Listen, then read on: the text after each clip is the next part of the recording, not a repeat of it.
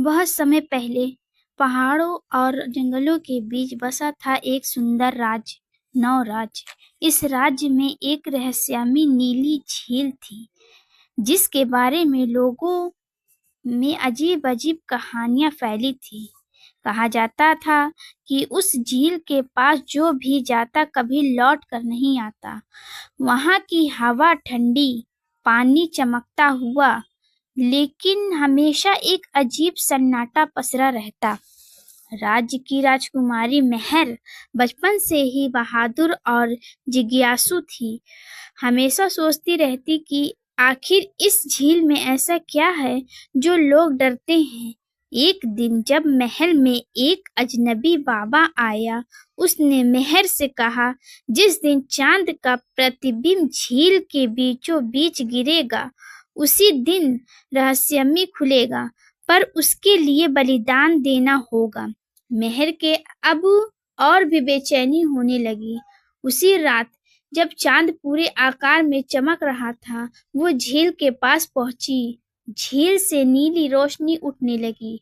पानी के भीतर से धीरे धीरे एक दरवाजा प्रकट हुआ और उसके साथ ही एक युवक झील से बाहर आया। राजकुमार अयान अयान ने बताया कि वो 100 वर्ष से इसी झील के श्राप में कैद है। एक दुष्ट जादूगर ने उसे श्राप दिया था और अब केवल कोई निश्चित आत्मा ही उसे मुक्त कर सकती है। मेहर चौंक गई, लेकिन उसकी आंखों में डर नहीं था। अगर मैं इस झील में कूद जाऊं तो क्या तुम मुक्त हो जाओगे? मेहर ने पूछा। हाँ, पर तुम फिर कभी वापस नहीं आओगी, अयान ने उत्तर दिया। राजकुमारी बिना कुछ कहे झील में छलांग लगा दी। उसी क्षण झील से प्रकाश फूट पड़ा और पूरी धरती कांप उठी। श्राप टूट गया, लेकिन मेहर कहीं नहीं थी। अचानक एक दूसरी दुनिया में दोनों ने खुद को जीवित पाया।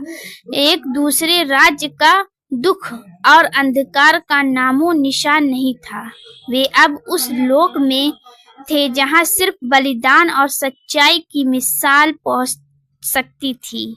लोग आज भी कहते हैं कि जब चांद झील में चमकता है तो वहां से मधुर संगीत सुनाई देती है।